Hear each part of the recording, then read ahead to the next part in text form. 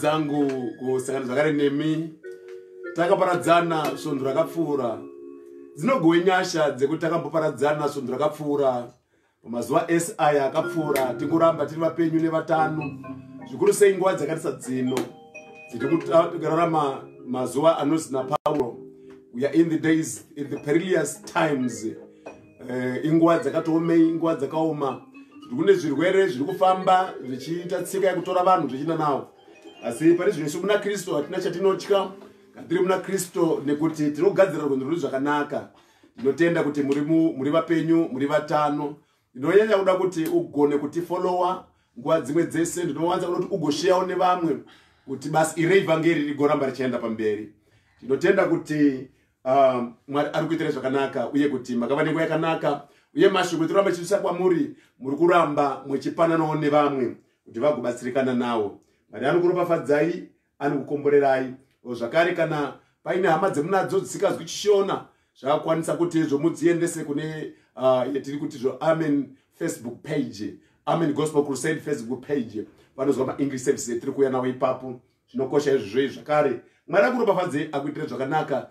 Mwene zvakare kuYouTube kwedu munobatsirikana kuti murambe muchizwa mumwe murangariro waMwari wetiri kuramba tichiuya nawo. Tiri mazuva ekuramba tiparidze Kristu Jesu kumarudzi enyika.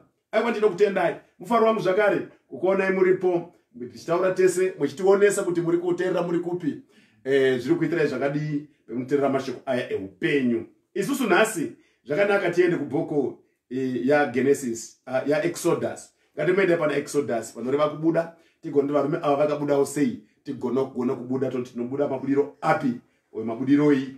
Zvakanaka tiende kuna Exodus chapter number 1 verse number 80 tichifamba nayo enda nayo. Ngatisire kumuverengi ativerengere kusvika paverse number 22. Ngati izwe iye chiverengwa zvakanaka takaiteereresa. Thank you. Exodus 1 verse 8 to 22. Yes. Zvino paIjipita pakamuka mumwe mambo mutsva wakanga asina kuziva Josefa. Iye akati kuvanhu vake, tarirai vanhu ava, vana vaIsraeri, vanotipfuura isu pakuwanda nesimba. Uyai ngativafungire zano, varege kuwandisa, kuti kana kurwa kukamuka, ivo vangabatsirana navavengi vedu, vakarwa nesu, vakabva panyika ino. Naizvozvo vakagadza pamusoro pavo vatariri vebasa, kuti vawanetse nemirimo yavo. Vakavakira Farao maguta ana Matura, Pitomi Ramesesi.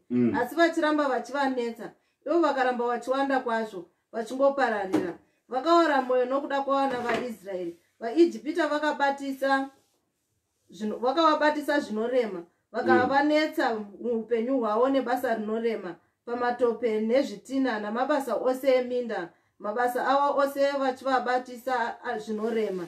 Zvino mambo weIjipita vakaudza madzimbuya avaHebheru vainzi mumwe Shifura mumwe Pua, akati, kana muchibatsira vakadzi vavaHebheru pabasa ramadzimbuya, muchivaona pakupona, kana ari mwanakomana mumuuraye, kana ari mwanasikana ngararame hake. Asi madzimbuya akanga achitya Mwari, akasaita sezvaakanga arayirwa namambo weIjipita, asi vakarega vakomana vari vapenyu havo. Mambo weIjipita akadana madzimbuya akati kwavari, makaitireiko izvozvo mukarega vanakomana vari vapenyu? Madzimbuya akati kuna Farao, nokuti vakadzi vavaHebheru havana kufanana navakadzi vavaIjipita, nokuti vane simba, mbuya vasati vasvika kwavari vatopona havo. Naizvozvo Mwari akavaitira madzimbuya zvakanaka, vanhu vakawanda kwazvo vakava nesimba kwazvo. Zvino madzimbuya zvaakanga achitya Mwari, iye akavapa mhuri. Farao akarayira vanhu vake vose akati, vanakomana vose vanozoberekwa muvakandire murwizi, asi vasikana vose muvarege vari vapenyu havo. Muvarege vari vapenyu havo. Tinotenda nekuverenga kunaka Mwari ngaaripafadze kuverenga shoko rake nevanoriverenga. Tinotenda kuti pano muverengi anyatsa kuiverenga zvakanaka nyaya iyi ichinyatsa kunzwisisika. Kuti panapa pari kutanga nenyaya iri kuzwi pavhesi namba 80 iri kuti zvino kwakamuka Farao anga asikazivi Josefa. Pano kana pachinzi pakamuka Farao anga asikazivi Josefa, zvirwa kuti pachinzvimbo chaFarao yanga iri asystem yekuti kana paine munhu agara ipapo anoteedzera zvakagadzwa zvaiswapo nekare, autangi matongero ako matsva. It was like a symbol system yaitevedzwa. Naizvo musakanganwa kuti ava vana vaIsraeri vakange vaenda paya pana Josefa paya paakanga atengeswa namukoma vake akaenda Ijipita, asvika ikoko kusvika azoinda mumaoko aFarao. Manje Farao akambodeswa minister, but ambodetwa minister ipapo Bhaibheri riri kutaura zvakanaka richiti mushure monge aitwa minister iye yuyu ari kumbototonga zvake, ari kutombowana nguva yaari kutotonga. Asi paari kutonga Bhaibheri riri kutaura kuti izvo Farao akasvika patime yaakazopfuurawo umwe Farao anga achitonga ipapo nenguva idzodzo. Pakubva pazoya umwe Farao wakazouya akanga asikazivi manje Josefa, zvekuti kukudzwa kuya kwaimboitwa kuya kwakazenge kwapera zvino hakusi chipo, nekuti izvo aimbokuziva naikukudza hapachina. Musoro shoko wangu nhasi unoti Satani wakainonokera Colgate. Kazhinji kacho kana kuine chiro chinonzi Colgate kana kugeza kwedu kwemukanwa, tinoziva kuti ukada kuzotiona maziroti aora utanga uzoda kugeza kuti pamwe achitangire ipapo kuchena, aiwa unonga wakatoinonokera kudhara, hapana tichagadzirika ipapo. Naizvozvo ndinoda kutaura panapa kuti Satani wakainonokera Colgate. Panguva ino nemashoko edu kuti ndiuye nayo nemufungo uri pano zvino kuti izvo vana vaIsraeri vazoenda Ijipita vakaenda vari about 70. Vari 70 vapinda muIjipita, vatanga kugara imomo, vatanga kukura nekuramba vachiwedzera nekuwedzera. Manje pano pari kuchimuka Farao asikazivi Josefa. Manje Farao asikazivi Josefa, Josefa akazenge afawo nenguva iyoyo. Pamuka Farao asikachazivi Josefa. Kuti wakambenge ari ani, ndiani wakaunza anhu aya, newaimbo arwira pange pasisina.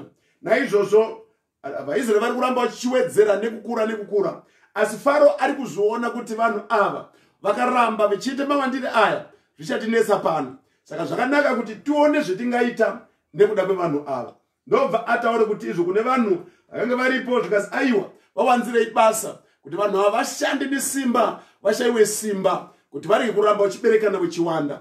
Naizvozvo ndobva oweserwe mitoro zvokuti guta rimwe nerimwe rakatanga kuiswa matura chaiwo kuti guta rakwa parutivi pacho pane matura anganga aripo, achiramba achidaro achida kuedza kuti vanhu ava uye minda yanga yakurimi zvakanyanyisa kuwanda. Nyambisa kana the moment zvavafanira kuti kana pamba paine mumwe mwana wamuri kugara naye usiri wenyu, motanga kumushusha achimuka mangwana achishanda echibata icho nechocho, mwechimuti muka izvozvi chimboende kwakati nekumusika ichizviita zvese. Chemusikuziya pamunosiya vana venyu vakarara, muri kumutrena iye basa. zvoti kana ichizenga azobvapo nenguva yekuanoenda makasime chinozwi kubudirira mari zvinova kuti Satani hazvina basa kuti anokurwisa zvakanyadini. Chaasikazivi ngechekuti the moment echikurwisa iwe chiramba wakamira. Chaasikazivi ndechekuti ari kugadzira a biggest army, unova a biggest amara muri munhu anorwa achamira akasimba. Ndati Satani wakainonokera Colgate. Naizvozvo pano pari kuuya nyaya iri kuuya zvino ndobva ava netsando kuvashungurudza. Padimbo pavakatanga kuti wane simba zvikuru kwazvo. Awana simba varume nevakadzi vakanga varimo hanzi vakaramba vechiberekana nekuberekana. Mambo kusvika ati iri kuitika panapa haichaita zvinoda kuti ndiite pano hazvindinetsi. Ini ndakuteri kune madzimbuya ndokuende kuna Shifra naPua. Shifra naPua ndo vakanga vari vanambuya nyamukuta vaJudha. Saka vaHebheru ava vai kana vobereka vaiti vobereka vanakomana vari kuberekwa vechikuwanda nevanasikana as ratio yaidikanwa naMwari. Nekuti anhu unoti mwanasikana aberekwa nemwanakomana aberekwe hazvine chekuita nevanhu, zvochikuita naMwari pachake. Ndiye anozviitisa izvozvo. Saka Mwari ari kuramba achipa maratio aida, asi iye ndokubva aona kuti vanhu ava vari kuramba achiwanda. Taifunga kuti vadzikire pakuwanda kwavo, but zviri kuramba. Naizvozvo Bhaibheri kutaura zvakanaka rinoti vakati kotora zvino madzimbuya Shifra naPua. Shifra ndobva atorwa ndobva auya. Shifra garai apa ataura nawo ndimambo weIjipita ari kutaura navo. Anoti imimi zvemurimi munoita basa rekutambire vana vevaHebheru. Ndaida kukumbira kuti kana mukaona kari kakomana mechingoona kuti mai vacho havasavazoona kuti kakomana, imi tswinyai mwopedza mwoti wandoya akadai tine urombo.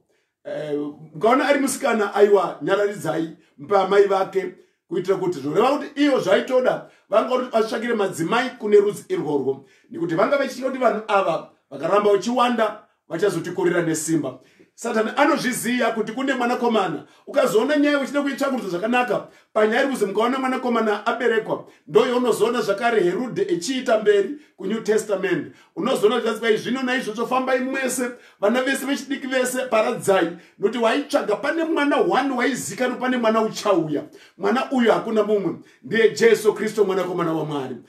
Zvone kumashure Satani wanga akagara achiziva, nokuti kwakune mashoko akanga akateerwa kuna Genesis kuya kwatakaverenga kuti izvo ndaizvo mbeu yemukadzi ichapwanya musoro wenyoka. Sasa vaizviziva kuti izvo kune mbeu yemukadzi ichapwanya musoro wenyoka. Saka iye ari kuziva kuti izvo kana mwaona kari kakomana tswinyai urayai. Hatizivi pezvinotangira. Ukazoenda kuona futa kuNew Testament kunoya zvakare Herode anozviita. Herode anoti kana mukaona ari mukomana fambai mwese, mukangoone mwana chete womukomana paradzai. Ndobva afamba, vana vese vakaparadzwa. Waitsvaga mwana mumwe chete, anga asikatsvagi vana vese vese, vane mwana one waitsvaga. Sarake ndiye Jesu changamire, Mwari wokusingaperi, ndiye Emmanuel, gota guru, Mwari umambo huri pamapfudzi ake. Naizvozvo Bhaibheri tori zvakanaka riri kuti izvo madzimbuya aya vakatanga kuona kuti vana vauya vaitya Mwari, nokuti vanga vari vaHebheru vaitya Mwari. Saka vanga sezvo zvakadaro ndobva vati izvo shamwari mambo wazvitaura zvakanaka kuti wapuwa mango mashoko unotaurirwa ekuda kuparadza iwe usapinda kwaari, usapinde pane zvakadaro zvekuuraya nekuparadza. Naizvozvo madzimbuya anoti hatigoni kuita zvakadaro isusu hatigoni. Isu kana achinge auya ngatitari mwana wakomana varambe vachiwanda, nokuti aizwe ratio yacho yaitwa naMwari aina kuitwa nemunhu. Mushure maizvozvo Bhaibheri tsanangura zvakanaka rinoti vakati vadaro Faro ndokuona kuti aiwa vana vechiHebheru vechikomana vari kuramba vechiwanda. Wanga achafunga kuti aiwa ndichachita madzimai akawanda uye nemaEgyptians achazviwanire vakadzi vechiJudha vakawanda, kuzosvika vangova vana vazukuru vedu tochigadzire vanhu vakadaro zvopera zvakadaro. Nyambisa handiyo tsika yaMwari. Mwari wanga akazvigadzire vanhu vake vaaizoda. Saka Bhaibheri taura zvakanaka panapa riri kuti zvino zvakati zvaitika izvozvo vakatora vana ava ndobva vadini vechiberekwa vari vapenyu vechivasiya vari vapenyu. Zvika mambo kandi Herode Farao azotaure kuti zvaitika izvi muri kuzvifambisa sei? Twazi aiwa mambo wangu regai tikudze madzimai maEgyptians nevechihebheru vakatosiyana kure kure.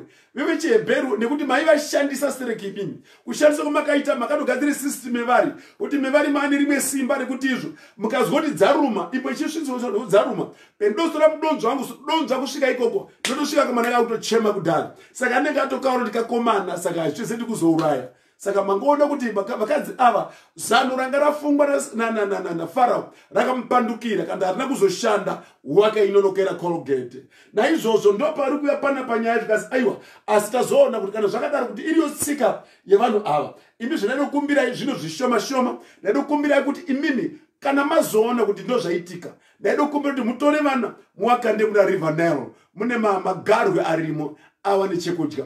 Waide kufidha vana waide kufidha magarwe nevana vahebhuru ndobva azwa izvozvo zvikasi aiwa zvematata zvidini tazvinzwa. Asi kunyangwe zvakadaro iyo ndiyo time ine mumwe murume arikuda kuuya ari kuziMoses. Satani une time yaanokurongedza kana mumisha unozori pamwe mai vanobata pamuviri vechibata pechibva pari kuramba pechibva nekubva because Satani une munhu wakataimira wanga akataimira ndiwe kuti pane mwana uri kuzwisisa mai iyi ine mwana uichabereka chete mwana uyu uchava mwana anozova mushumiri mwana uyu uchazotenda kuna Jesu Kristo mwana uyu uchazova minister uyu mwana uyu uchazogona kuchikoro uyu mwana uyu uchazova muimbi uchazova mushumiri uyu. Naizvo Satani unogara agadzirira unozore dzimwe nhumbu dzakabva nekubva dzanga dzisingangobvi nekuti izvo zvaitadzikana aiwa zvaidaro nekuti izvo pane munhu wakanga achitsvagwa echitarisirwa izvozvo. Asi kunyange zvakadaro Satani wakainonokera Colgate. Naizvo ndo pari kuya pano nyaya iri kuzi vakataura vakati aiwa zvemafunga izvo handizvo mira henyu muondo matsika iyo nyamba ndipo panguva yanga iride kuuya mumwe murume aizodzikinura vana vaIsraeri vese kubva kunzvimbo yeutoo kuti vadzokere kunyika yekwavo. Hama dzangu tine nyika yedu yetiri kuenda tine umwe musha wetiri kuenda hatirambi tiri pamusha munyika ino hauzi musha wedu uno pano tiri vapfuri nevafambi tiri vafambi hedu dai izvo zvikanyambotiomera sei dai COVID-19 ikada kuye kukwadza vese tinosara tiri vapenyu tinoramba tichienda mberi. Shumiro yanezuro yakataura yesondra rakapfuura yakataura zvakanaka ichiti izvo nawe mwanakomana wamunhu iwe pfuura mberi zvakanaka mweya wangu pfuura nesimba mweya wangu kunyange pane nguva yakaoma inotivinga kunyange pane zvakaipa zvinopota zvichitivinga asi mweya wangu pfuura nesimba. Mashoko esondro rakapera zvino netutarii mweya wako unopfuura nesimba nosatani wakainonokera Colgate unokusvikira watopfuura nesimba unokusvikira wakumhiri watoyambuka nekuti Jesu mukazoona paakauya wakatouya akanga achimutsvaga kuti kuno kwaberekwa munhu aberekwa ari mambo. Aiwa kuno vanhu vanoberekwa vari vana asi kuno hakuna kuberekwa vana kwaberekwa mambo nekuti ndo zvakaitwa kuna Mozisi izvozvo. Mose arikude kuuya pakagadzirwa rufu rwagara rwagadzirwa rwatowopo nechekare kuti paanongosvika unongosvikire parufu chete unoberekerwa parufu unoberekerwa pamiscarriage asi hakuna miscarriage. Vamwe vana vanongoti vane pa 3 years ndo pavanofira ipapo. Asi ndiri kutaura ndiri pano semuranda waKristu Jesu kuti simba raMwari riramiri pamusoro pako hazvirambi zvichiitika no more miscarriage hakuna zvozvino ramba zvichiitika. Kune vazhinji vanoita kuti vanotomboenda kuma-interviews ma-interview unotombopinda interview asi kuti apinda hapana chinozobuda hakuna anza inobuda nekuti pane zvakaroma kuti kana ukangodzimara wapinda basa iroro kana wangoripinda chete mhuri yese yakaberekwa kumusha kwenyu ichabudirira nevana vako vachabudirira vachaonera mangwana rakajeka. Asi ndine mashoko andiri kuuya nawo panguva dzino dzemasikati ano endauya nawo richiratswa Satani wakainonokera Colgate. Jesu vamuchinjikwa wakatofa Jesu vamuchinjikwa wakatotiponesa takaponeswa nenyasha tine mavanga akatiponesa tiri verudzi rwomuchinjikwa tiri vana vaMwari nekuda kwekutenda kuna Kristu Jesu takatotenda pamwe wanga wakaizwa kuti uberekwe pan'anga kuti kuponeswa kwako kugova kure newe wanga wakaberekwa pamhuri yanga iri yen'anga asi kunyange zvakadaro wakatokura uchisasadza nedoro saka ndichironza hauchagona kuzobva ikoko asi rudzi rwevhangeri iyi yakati yasvika the moment where the type of the gospel comes to you the type of this gospel will come to your ear ikapinda pahwendefa yemoyo inoshandura upenyu kusvika wasvika pewanga uchifanira kusvika. You have got a wonderful destiny my brother une kwauri kuenda kwakapfuura nekunaka. Satani wakakugarira munzira wakakuvhiringira munzira wakada kukuuraya neaccident nekuti aiziva kuti kwauri kuenda kune zvakanaka zviriko zvega zvega. Ndio nyaya iri pano. Mashoko angu ataudza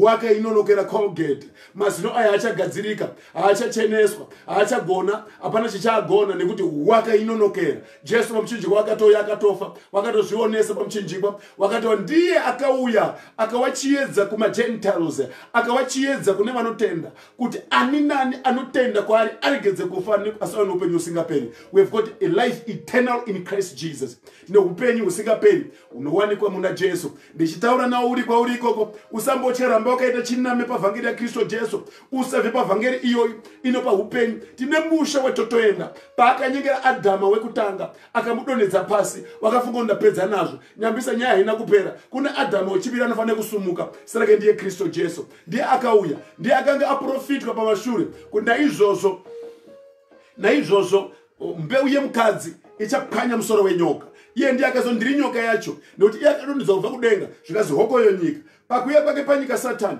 asvika pano panyika echinyengedza mukadzi uyu. The moment when he deceived this woman, echimunyengedza akafunga ndapedza nazvo, nyambisa yaJesu haiperi yakadaro. Kuna Kristu Jesu mwanakomana waMwari, kune zvaakatema nezvaakarayira, chaakareva ichokwadi, ishoko rinogara rakadaro. Saka izvozvo Jesu pakatotiponesa, takatoponesa. Ukazoone matendeukire ako, ukazoone mawire ako ekuna Jesu Kristu, kana ukazoone nzira yauri kuramba wakaisa chiname pavhangeri iyoyi, ndiye kuratidza kuti izvo pane zvaakutanga kutoitika, pane machanges eupenyu akutanga kutoitika, kuti iwe hausiri waSatani, hauna kusikwa nemufananidzo wakaipa, wakasikwa nemufananidzo waMwari. Ndo masikirwo ako iwayo. So this is the moment that we have. Anoziva izvo akataurwa kuti izvo kana mukangoona chete vabereki vavakomana, paradzai, nekuti ndo mune ami imomo yaIsraeri, ndo munobude ami. Satani wanga akavenga mwana wamukomana, waiziva kuti maari ndo mune simba, maari ndo munobuda zvakare mbeu imomo, ndo munobuda. Saka ati kana mangoona chete angodaro, paradzai. Satani haadi vanotenda kushoko rake, anoziva kuti iwo ndo anomumukira nesimba, haadi berekwa patsva. Kana wakaberekwa patsva uri mwana wamukomana, nekuti izvo mauri mune simba remwanakomana Jesu. You have been infused by the blood of Jesus. Mwari ngawe newe zuva ranhasi ugoziva kuti izvo. Usasanetseka, usatya, usavhunduswa nometa zviri kuuya sei, nometa kune mitemo yakazvo Satani yakaita sei. Kana ukazoona denda kuuya kwaro iri rine vanhu riri kutsvaga kudoparadza vasati vatenda, dai vanga vagara vatotenda kuna Jesu, ngoti ropa rakatoiswa pachena, upenyu hwakatoiswa pachena. Upenyu Jesu ndiye ane upenyu mari, une upenyu husingaperi, upenyu huri mari. Unoti ani nani anenge ahutenda ava neupenyu husingaperi, nekuti izvo iye anoziva izvo nebhaibheri. Kuna zvakazarurwa akashayirwa nzvimbo kudenga. Kudai akanyade kuenda kudenga kwacho, kudai akanyade kutendeuka, asi kunzvimbo yekudenga hakuchina nzvimbo yake, haachina pekugara. But inini newe, we still have the time, we still have the opportunity, we still have the chance in our life.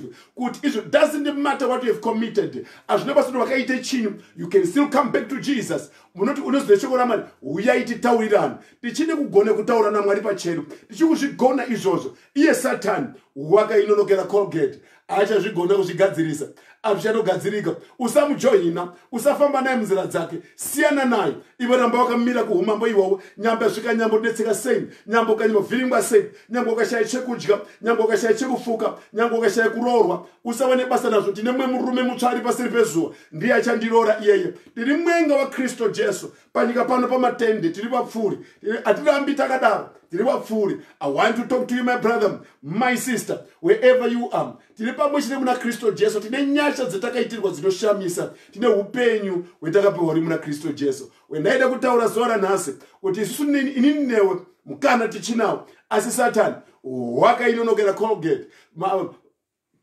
Yakanosara oronga, wakanosara ozvironga, panga pasina mukana, haasi agozvigona. Iye nemadhimoni ake nechitatu chakabva chokudenga achiwira pasi, zvakapera zvakadaro. Asi isu wakauya kuzonyengedza, takadonha tiri muchiuno chaAdhamu, tichidonha tiri muchiuno ichocho, asi takazomuka zvakati tiri muchiuno chaAdhamu wechipiri, anova Kristu Jesu, nekumugamuchira, nekumutenda, nekumuraramira. The moment I say yes to Jesus, the moment I say yes to Jesus, zvakaipa zvangu zvese une ropa rakakwana, risina kushatiswa, rakatishambidza naro, nekuti ani nani anotenda kwaari anga asano ano upenyu usingaperi. Wakainonokera Colgate Satani.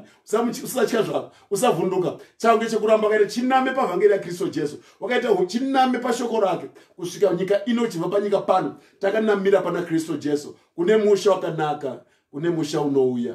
Ndaida kutaura newe, wakatenda here kuna Jesu? Kana wanga usati watenda, uchine mukana wanu, usatambise mukana uyu. Why can't you come to Jesus? It's time for salvation. Inguva iriponeso, haugoni kuramba wakadaro. Yanga iri nguva yekuti utende kwaari, ugoziva Mwari une urongedzwa hwake wakataurira madzimai musauraya tine plan. Kuna Mozisi ari mukati mwevana, kuna mukati mevana muna Mozisi arimo. You are the Moses of the time.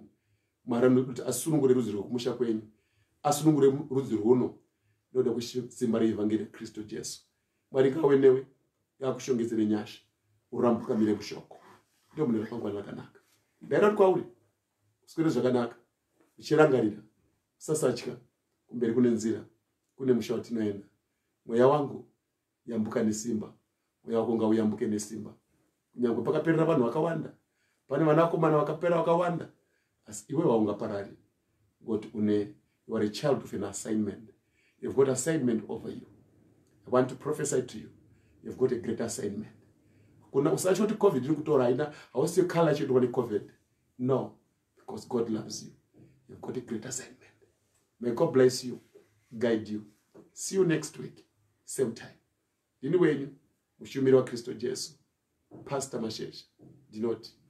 Sara zvakanaka, uswere zvakanaka. Same time next week, tisangane zvakare, mushumiri wa Kristo Jesu. I say to you, bye bye. God bless you.